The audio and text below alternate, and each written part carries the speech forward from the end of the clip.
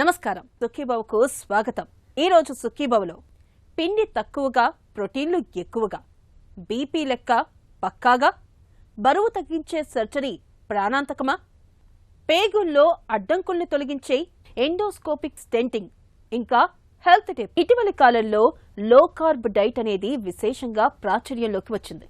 ఆహార పళ్లల్లో పిండి పదార్థాలు తక్కువగా, ప్రోటీన్ ఫుడ్స్ ఎక్కువగా ఉండేలా చూసుకోవడం అనేది మన ఆరోగ్యానికి ఎంతగానో మేలు చేస్తుందని పోషకాహార నిపుణులు చెబుతున్నారు. పిండి పదార్థాలు తక్కువగా, ప్రోటీన్లు ఎక్కువగా తీసుకోవడం వల్ల అధిక బరువును వదిలించుకోవచ్చని, రక్తంలో గ్లూకోజ్ని స్థిరంగా అదుపులో ఉంచుకోవడం సాధ్యపడుతుందని ఇప్పటికే పలు అధ్యయనాల్లో తేలింది. ఈ నేపథ్యంలో లో కార్బ్ డైట్ గురించిన పూర్తి వివరాల్ని ఇప్పుడు తెలుసుకుందాం.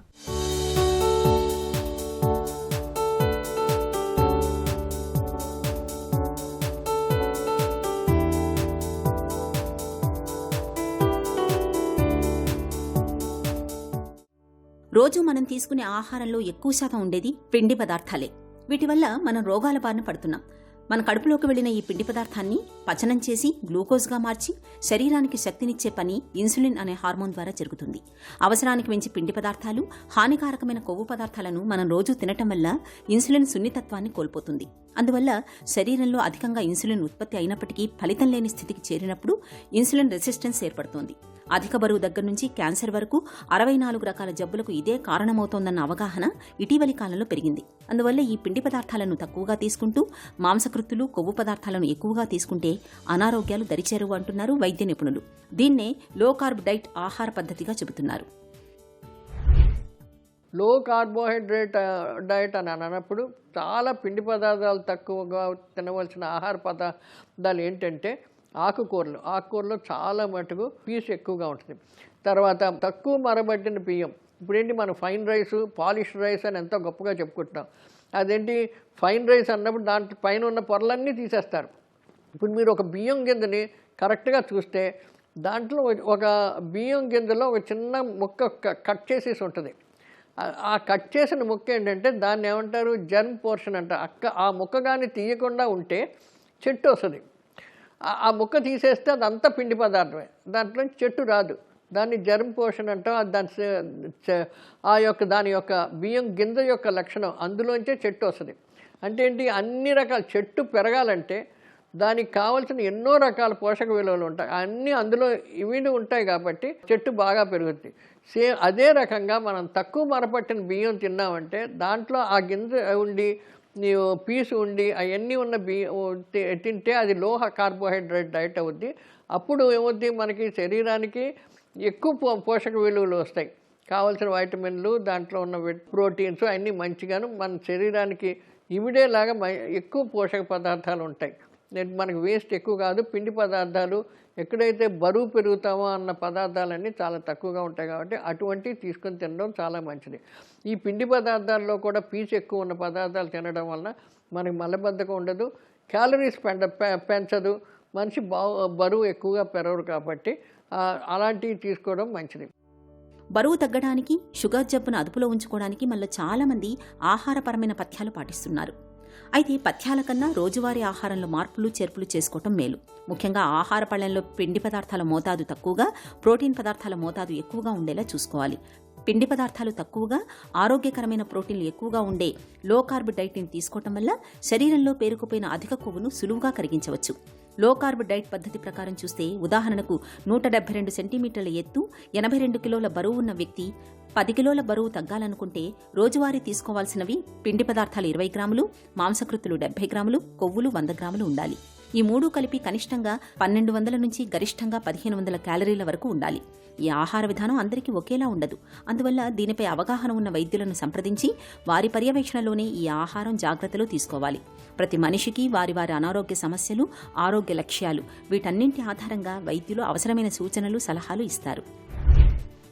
లో కార్బోహైడ్రేట్ డైట్ అన్నప్పుడు ఇటువంటి తక్కువ పిండి పదార్థాలు ఉండే ఆహారం ఎవరెవరికంటే డయాబెటీస్ వాళ్ళకి, అంటే మధుమేహ వ్యాధితో ఉన్నవాళ్ళు, తర్వాత బీపీ ఉన్నవాళ్ళు, బ్లడ్ ప్రెషర్ ఎక్కువ ఉన్నవాళ్ళు, ఎక్కువ స్థూలకాయం ఉండి ఆరోగ్య స్థితిలో ఏమైనా గుండెలో ఏమైనా మార్పులు వచ్చినప్పుడు, లేకపోతే కన్నం ఉన్న గుండెలో సెప్టం సరిగ్గా లేకపోయినా, బీపీ సరిగ్గా లేకపోయినా వాళ్ళకి వీళ్ళందరికీను ఎక్కువ పీచు ఉన్న ఆహార పదార్థాలు తినడం మంచిది.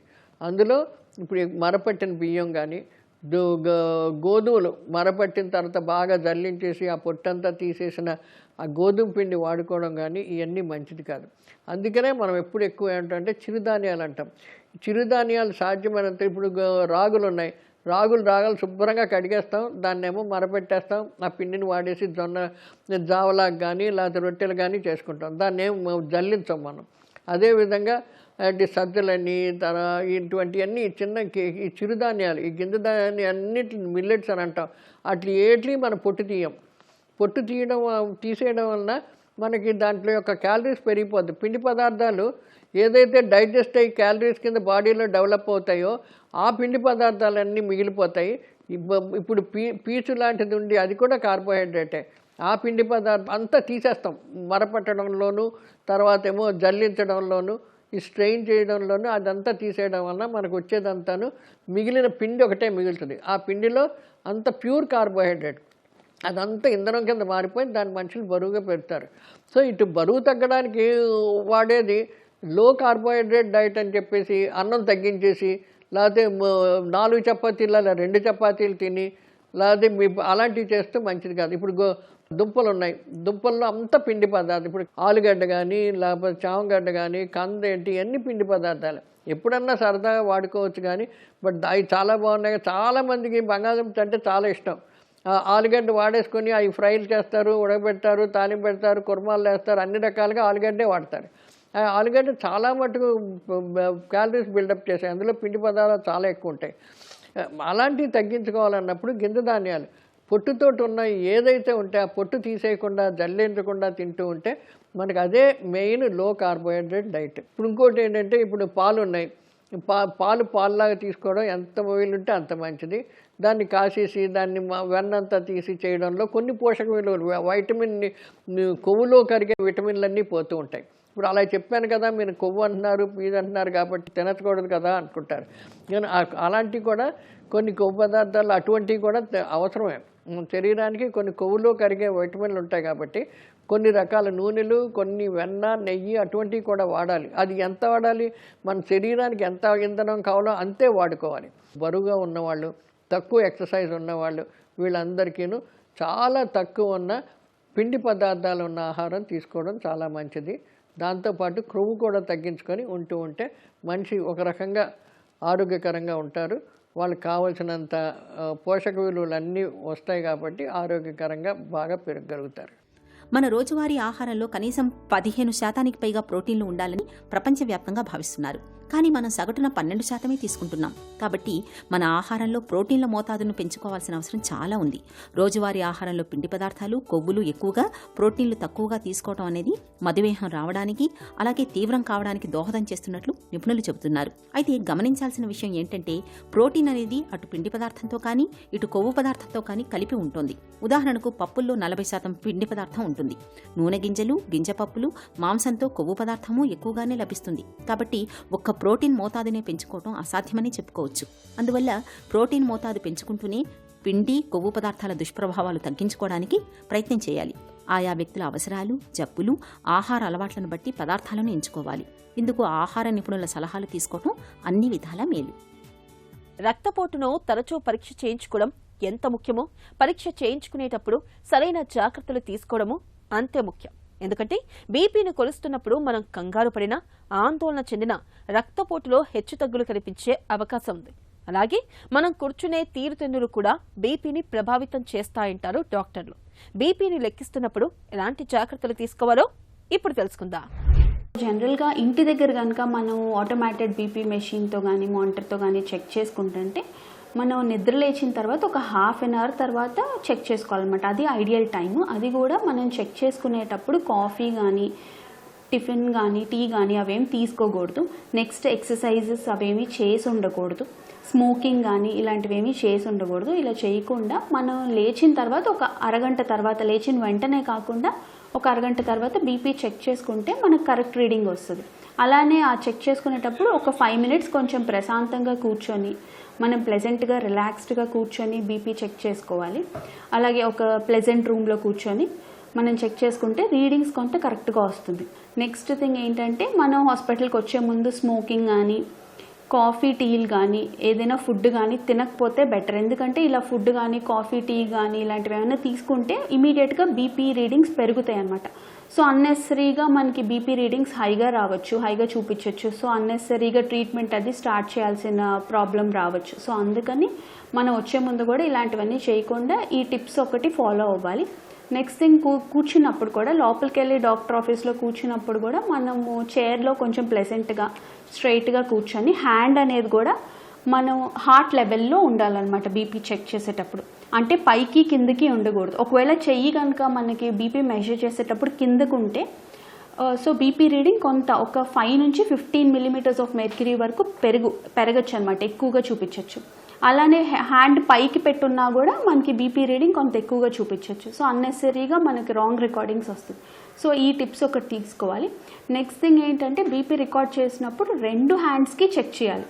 2 హ్యాండ్స్కి చెక్ చేసుకొని 2 హ్యాండ్స్లో ఏదైతే ఎక్కువగా ఉందో ఆ రీడింగ్నే తీసుకుంటాం. ఓన్లీ సింగిల్ హ్యాండ్కి చెక్ చేయము, బోత్ హ్యాండ్స్కి. స్పెసిఫిక్గా ఇదేంటంటే మనం కొత్తగా డయాగ్నోసిస్ చేసిన పేషెంట్స్లో మాత్రం కంపల్సరీ 2 హ్యాండ్స్కి చెక్ చేసుకొని బీపీ ఏదైతే హయ్యర్ రీడింగ్ ఉందో దాన్ని రీడింగ్ కింద తీసుకోవాల్సి వస్తుంది. నెక్స్ట్ అలానే చెక్ చేసేటప్పుడు కూడా మాట్లాడకపోవడం బెటర్. అంటే మాట్లాడినా కూడా బీపీ కొంత పెరగచ్చు అనమాట. అధిక బరువును దాటిపోయి ప్రమాదకరమైన ఊబకాయంలోకి వచ్చాక ఆహారంలో మార్పులు, వ్యాయామాల సాయంతో కూడా పెద్దగా ఫలితం కనిపించదు. ఇలాంటప్పుడు పొట్టకు కుట్టు వేయడం ద్వారా బరువును తగ్గించే బేరియాట్రిక్ సర్జరీని చేయించుకోవాల్సిందిగా డాక్టర్లు సిఫార్సు చేస్తూ ఉంటారు.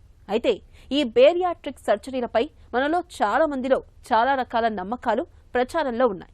బేరియాట్రిక్ సర్జరీలతో దుష్ఫలితాలు చాలానే ఉంటాయని, కొన్ని సందర్భాల్లో ప్రాణాంతకంగా కూడా పరిణమిస్తాయని నమ్ముతున్నారు. అసలు ఈ నమ్మకంలో నిజమెంత? ఈ విషయం గురించి డాక్టర్ ఏం చెబుతారో ఇప్పుడు విందాం. వాళ్ళ యొక్క అనుభవంను ఆ పేషెంట్కు చెప్పి కరెక్ట్గా వాడికి అవగాహన అయ్యేట్టుగా చేసి ఆ ఆపరేషన్ చేసుకోమంటాడు. అది ఇంపార్టెంట్. గాల్ బ్లాడర్ చేస్తారు. గాల్ బ్లాడర్ ముందు చేస్తే అమ్మా ఇది చేసేస్తే ల్యాప్రోస్కోపీలో చచ్చిపోతారు అనేవాళ్ళు. ఇప్పుడు అది మామూలుగా అందరూ చేపించుకుంటున్నారు. అపెండిక్స్ చేపించుకుంటున్నారు. వాటికంటే తక్కువ ప్రమాదం ఉంది. కానీ చేసేవాడు ఎవరికి వానికి అనుభవం ఉందా, మంచి అనుభవం ఉందా, దాన్ని బట్టి ఆ సర్జరీ సేఫ్. కొన్ని ఆపరేషన్ల ముందు ఏది హార్ట్ ట్రాన్స్ప్లాంటు, లివర్ ట్రాన్స్ప్లాంటు, కిడ్నీ ట్రాన్స్ప్లాంట్ వాళ్ళకు, తర్వాత నీ సర్జరీ వాళ్ళకు ముందు వాళ్ళు ఫిట్ కాదు, ఎందుకంటే ఎక్కువ బరువుగా ఉండాలని. అటువంటి వాళ్లకు మేము ముందు బ్యారియాట్రిక్ సర్జరీ చేస్తాం. కాబట్టి బ్యారియాట్రిక్ సర్జరీ చేసినామంటే ఇప్పుడు ఏది సేఫ్? బ్యారియాట్రిక్ సర్జరీ సేఫే కదా. అంత హార్ట్ బాగాలేనోడు, కిడ్నీ బాగాలేనోడు, లివర్ బాగాలేనోడు, నీస్ బాగాలేనోడు వాళ్ళందరికీ మేము సర్జరీ చేస్తే వాళ్ళు బాగై వాళ్లకు ఎలిజిబిలిటీ వచ్చింది అంటే ఏమని, ఇది చాలా సేఫ్ సర్జరీ. గుండెకు రక్తాన్ని మోసుకెళ్లే రక్తనాళాల్లో బ్లాకుల్ని తొలగించడానికి స్టెంట్లు వేయడం మనకు తెలిసిందే.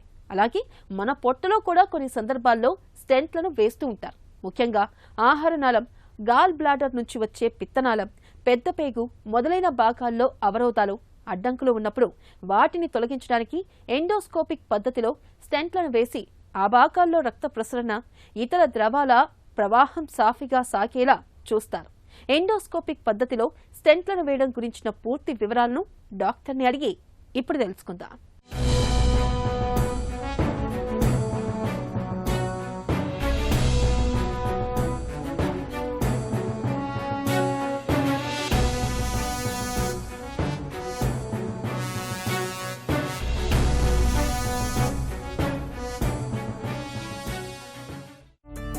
ఎండోస్కోపిక్ స్టెంటింగ్ అంటే ఏంటి? ఈ ఎండోస్కోపిక్ స్టెంటింగ్ అనేది మేము రెగ్యులర్గా పేషెంట్స్కి చేసే ఒక ఎండోస్కోపిక్ ప్రొసీజర్ అనమాట. సో దీంట్లో ఎండోస్కోపిక్గా మేము ఎక్కడైతే మన ఆహార నాళంలో బ్లాక్ ఆర్ నారోయింగ్ అవుతుందో ఆ ప్రాంతంలో ఒక చిన్న మెటల్ స్టెంట్ పెట్టి మనం దాన్ని ఓపెన్ చేస్తాం. ఓపెన్ ద్వారా వాళ్ళకి ఈ బ్లాక్ వల్ల ఏదైతే ఈ ఆహారం తినడంలో ఇబ్బంది ఉంటుందో అది మనం ఇమ్మీడియట్గా రిలీఫ్ అనేది చేయగలుగుతాం. అలాగే ఈ ఆహార నాళమే కాకుండా మేము రొటీన్గా పెట్టే స్టెంట్స్లో వచ్చేసరికి ఈ ప్యాంక్రియాస్లో ప్రాబ్లం ఉన్నా కూడా స్టెంట్లు అనేది అడ్వైజ్ చేస్తాము. అలాగే ఈ ఇంటెస్టైన్ కాకుండా ఈ బైల్ డక్ట్స్ అంటే గాల్ బ్లాడర్, ఈ లివర్ కింద నాళంలో బ్లాక్స్ ఉన్నా కూడా స్టంట్స్ అనేది అడ్వైజ్ చేస్తూ ఉంటాం. సో ఈ స్టంటింగ్ అనేది చేయడం ద్వారా మనకి బేసిక్గా ఈ గుండెలో ఎలాగైతే బ్లాక్స్ని మనం ఓపెన్ చేసినట్టే ఇంటెస్టైన్లో కానీ ప్యాంక్రియాస్లో కానీ లివర్లో బ్లాక్స్ని మనం ఈ స్టంట్ల ద్వారా ఓపెన్ చేస్తాం. ఈ చేయడం ద్వారా మనకి ఈ డైజెషన్, ఈ ఇబ్బందులు అనేది ఇమ్మీడియట్గా వాళ్ళకి చేసిన వెంటనే 80 to 90% వాళ్ళు వెంటనే రికవరీ అనేది అయిపోతుంది. మనకి ఎలాంటి కోత కానీ లేకపోతే ఎలాంటి బయటికి కట్ కానీ ఉండదు. లోపల బ్లీడింగ్ రిస్క్ కానీ, ఇన్ఫెక్షన్స్ రిస్క్ కానీ, లేకపోతే వాళ్ళకి కాంప్లికేషన్స్ రిస్క్ కానీ చాలా తక్కువ ఉంటాయి. ఎలాంటి పరిస్థితుల్లో ఎండోస్కోపిక్ స్టెంటింగ్ చేస్తుంటారు? ఈసోఫేజియల్ స్టెంటింగ్స్, ఈ స్టమక్లో నారో అయినప్పుడు స్టెంటింగ్స్, డియోడినల్ స్టెంట్స్, అలాగే లార్జ్ ఇంటెస్టైన్లో స్టెంట్స్, ఇవన్నీ కూడా మెటల్ స్టెంట్స్ ఉంటాయండి. సో ఈ మెటల్ స్టెంట్స్ అనేది మనకి ఎక్కడైతే బ్లాక్ ఉంటుందో ఆ ప్రాంతంలో ఎండోస్కోపీ ద్వారా వెళ్ళి మేము ఆ స్టెంట్ అనేది డిప్లాయ్ చేస్తాం. సో ఈ నారో ఎక్కడైతే ఇలాగ మూసుకుపోయి ఉంటుందో అది ఓపెన్ అవడం ద్వారా వాళ్ళకి ఆహారం అనేది ఫ్రీగా డైజెషన్ అవుతుంది అండ్ అబ్జర్ప్షన్కి ప్రాబ్లం లేకుండా అయిపోతుంది. అలాగే మనకి కొన్ని రకాలైన బినైన్ కండిషన్స్ అంటే కొన్ని స్ట్రిక్చర్స్ ఉంటాయండి. అంటే స్ట్రిక్చర్ అంటే ఇప్పుడు ఒక ఆపరేషన్ చేసాము, పేగులో గడ్డు ఉంది, కట్ చేసి ఆ 2 భాగాల్ని కలిపాము. ఆ కలిపిన భాగం అనేది మనకి నారో అయిపోయింది. సో అలాంటి ప్రాంతంలో కూడా మనం ఒక స్టంట్ పెడతాం. అలాగే మనకి ఈ ప్యాంక్రియాస్లో రాళ్ళు ఫామ్ అవుతూ ఉంటాయి. సో బ్లాక్లు వచ్చి మనకి సరిగ్గా ప్యాంక్రియాటిక్ జ్యూస్ అనేది ఇంటెస్టిన్లోకి రాదు. అలాంటి వాటిలో కూడా మనం ప్లాస్టిక్ స్టంట్స్ అనేది అడ్వైజ్ చేస్తూ ఉంటాం. అలాగే గాల్ బ్లాడర్లో రాళ్ళు, గాల్ బ్లాడర్లో నుంచి ఈ బైల్ డక్ట్లోకి రాళ్ళు ఈ కిందకి జారినప్పుడు అవి రిమూవ్ చేసి అక్కడ స్టంట్ అనేది అడ్వైజ్ చేస్తూ ఉంటాం. కొన్ని రకాలైన pancreatic cancers, gall bladder cancers, వీళ్ళలో ఈ బైల్ డక్ట్స్ అనేది బ్లాక్ అయిపోయి వాళ్ళకి జాండీస్ అనేది డెవలప్ అయిపోతుంది. సో ఈ జాండీస్ని తగ్గించడానికి మేము మెటల్ స్టెంట్స్ అనేది అడ్వైజ్ చేస్తూ ఉంటాం. సో ఈ మెటల్ స్టెంట్స్ కూడా మళ్ళీ 2 రకాలైన మెటల్ స్టెంట్స్ ఉంటాయి. ఒకటి fully covered self expandable metal stents అంటాము, ఇంకోటి అన్కవర్డ్ స్టెంట్స్ అని ఉంటాం. కవర్డ్ స్టెంట్స్ అనేది మేము ఎవరిలో అయితే నిర్దిష్ట కాలం పెట్టి తీసేయాల్సి వస్తుందో అలాంటి వాళ్ళకి ఈ కవర్డ్ స్టెంట్స్ అనేది అడ్వైజ్ చేస్తాం. ఎవరిలో అయితే ఇంకా పెట్టిన తర్వాత మోస్ట్లీ మనం రిమూవల్ అనేది ఛాన్స్ ఉండదో వాళ్ళకి అన్కవర్డ్ స్టెంట్స్ అనేది అడ్వైజ్ చేస్తూ ఉంటాం. So patient condition, patient problem ఏరియాని బట్టి మనం ఈ ట్రీట్మెంట్ ఆప్షన్స్ అనేది డిస్కస్ చేస్తూ ఉంటాం. ఎండోస్కోపిక్ స్టెంటింగ్ విధానం ఎలా ఉంటుంది? ఎండోస్కోపిక్ స్టంటింగ్ ప్రొసీజర్ అనేది చాలా మినిమల్ ఇన్వేసివ్ అండ్ పేషెంట్కి ఎలాంటి డిస్కంఫర్ట్, ఎలాంటి పెయిన్ ఉండదు. అంటే మ్యాక్సిమం ఒక అరగంట 45 నిమిషాల్లో ఈ ప్రొసీజర్ అనేది అయిపోతుంది. కంప్లీట్గా అనస్థీషియాలో చేస్తాము. పేషెంట్కి ఎలాంటి పెయిన్ కానీ డిస్కంఫర్ట్ ఉండదు. ఆల్మోస్ట్ డే కేర్ ప్రొసీజర్గా చెప్పుకోవాలి. మినిమల్ ఇన్వేజివ్ కాబట్టి కాంప్లికేషన్స్ కానీ లేకపోతే అదర్ ప్రాబ్లమ్స్ కానీ చాలా తక్కువ అండ్ పేషెంట్స్ రికవరీ కూడా చాలా ఫాస్ట్గా ఉంటుంది. మీరు ఇందాక మనం అందరం మాట్లాడుకున్నట్టు బయటికి ఎలాంటి కోతలు ఉండవు. సో బ్లీడింగ్ రిస్క్ కానీ, కాంప్లికేషన్స్ కానీ, లేకపోతే ఇన్ఫెక్షన్ రిస్క్ కానీ ఇవన్నీ కూడా చాలా తక్కువ ఉంటాయి. సో అనస్థీషియా రిస్క్లు అండ్ అదర్ కాంప్లికేషన్స్ రిస్క్ ఇవన్నీ కూడా మొత్తం కలిపినా కూడా 5% కంటే తక్కువ ఉంటాయి. సో మనకి quick relief, patient benefit and morbidity కానీ మోర్టాలిటీ కానీ కంపేర్ టు సర్జికల్ ప్రొసీజర్స్ ఈ ఎండోస్కోపిక్ ప్రొసీజర్స్లో అంత ఎక్కువ ఉండవు. ఎండోస్కోపిక్ స్టెంటింగ్ సురక్షితమేనా? ఈ ప్రొసీజర్ వైజ్ చాలా సేఫ్ ఉంటారు. ప్రొసీజర్ పరంగా అన్ని రిస్కులు కలిపినా కూడా <5%. ఏమన్నా బ్లీడింగ్ అయ్యే రిస్క్, స్టంట్ మైగ్రేషన్ అయ్యే రిస్క్, ఆర్ స్టంట్ పర్ఫరేట్ అయ్యే రిస్క్, ఆర్ ఇన్ఫెక్షన్ రిస్క్ ఇవన్నీ కూడా 2 to 5%. 95% పేషెంట్కి ఎలాంటి ప్రాబ్లం ఉండదు. ఒకవేళ ఏమన్నా ప్రాబ్లం ఈ స్టంటింగ్ వల్ల జరిగినా కూడా మనం ఎర్లీగా ఐడెంటిఫై చేసుకొని మనం వాటిని కరెక్ట్ కూడా చేసుకోవచ్చు. లైఫ్ థ్రెటనింగ్ లేకపోతే మనుషులు చనిపోయేంత ప్రమాదం అయితే ఈ ఎండోస్కోపిక్ స్టంటింగ్ అనే ప్రొసీజర్స్ అంత ప్రమాదకరం కాదు.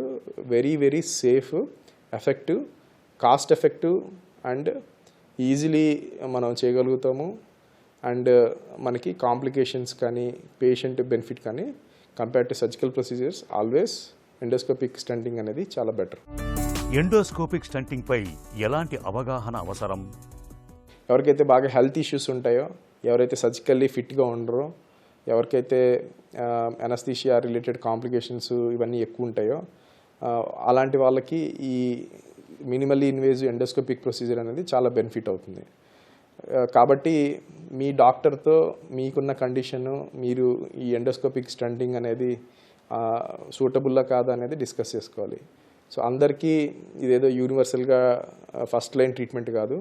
సో మనం పేషెంట్ని కండిషన్ బట్టి, పేషెంట్ రెస్పాన్స్ని లేకపోతే వాళ్ళకున్న మెడికల్ డిసీజ్ని బట్టి ఎలాంటి స్టంట్ అనేది వాళ్ళకి అడ్వైజ్ చేస్తాము, ఎన్ని రోజులు ఉంచుకోవాలి, లేకపోతే ఎన్ని రోజులు తర్వాత దాన్ని రిమూవ్ చేయాలి, ప్లాస్టిక్ స్టంట్ బెటరా లేకపోతే మెటల్ స్టంట్ బెటరా, లేకపోతే వాళ్ళ ఫైనాన్షియల్ థింగ్స్ని బట్టి, అండర్లయింగ్ హార్ట్ కండిషన్స్ని బట్టి, ఓవరాల్గా వాళ్ళు ఎంతకాలం ఇంకా జీవించగలరు అంటే ఇవన్నీ కూడా మనం చూసుకొని ఈ పేషెంట్ మ్యాక్సిమం ఎలాంటి స్టంట్స్ వాడితే వాళ్ళకి health benefits or overall health బాగవుతుందో అలాంటివి సజెస్ట్ చేస్తూ ఉంటాం. పొట్ట, పేగుల్లో అడ్డంకుల్ని తొలగించేందుకు ఇవాళ స్టంట్లనేవి చక్కటి పరిష్కారం. ఎండోస్కోపిక్ పద్ధతిలో స్టంట్లను అమర్చడం ద్వారా చాలా వరకు ఆహారనాళం, గాల్ బ్లాడర్, పేగుల్లో అవరోధాల్ని చక్కగా తొలగించవచ్చు. ఇక ఈ రోజు కార్యక్రమాన్ని ముగించే ముందు ఒక చిన్న చిట్కా మీకోసం.